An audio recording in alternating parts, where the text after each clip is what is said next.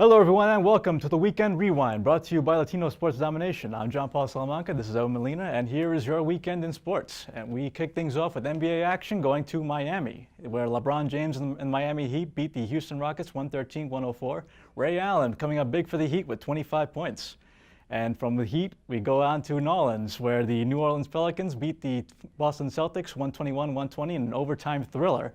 Anthony Davis coming up big one more time. I like that kid. 40 points, franchise record with something like six straight games with at least 28 points. And from the East, we go to the Wild Wild West, where the Minnesota Timberwolves at home beat the Sacramento Kings 104-102. Isaiah Thomas was the big star of the game for the Kings with 40 points.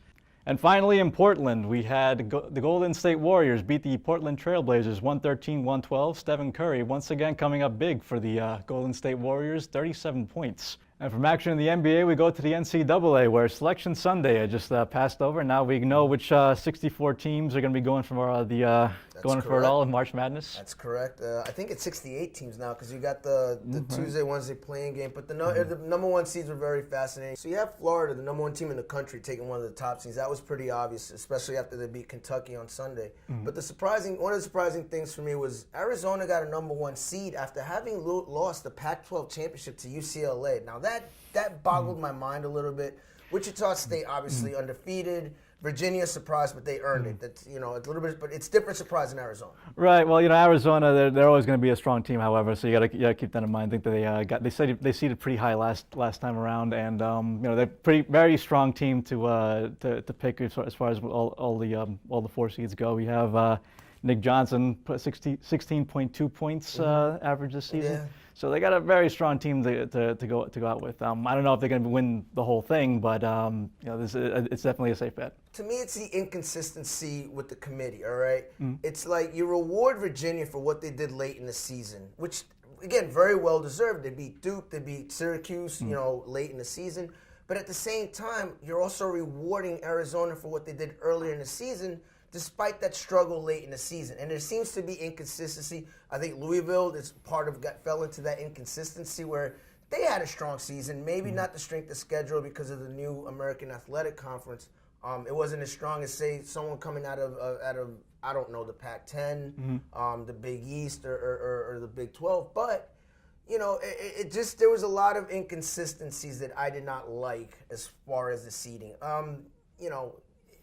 We'll see how it pans out. These things always balance out. So. I'll have a whole month to figure it out. Yeah. And speaking of inconsistencies, we go to the Knicks right now. Phil Jackson.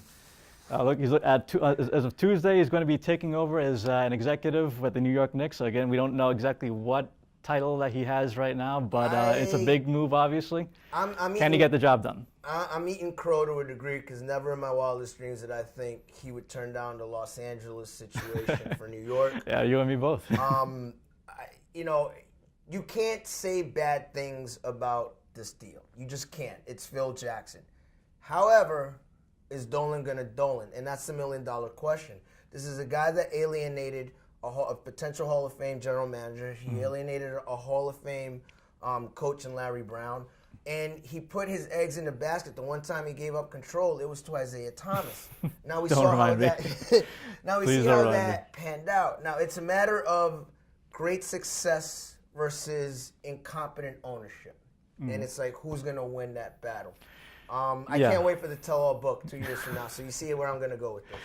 And speaking of owners, now we have to bring over to the NFL, where Jim Irsay finds himself in a bit of trouble. He was arrested over this weekend for a DWI charge. And driving under the influence. Now, this is very interesting because the NFL is notorious for suspending players before due process. Before even, right after an arrest, they've been known to fine and suspend players.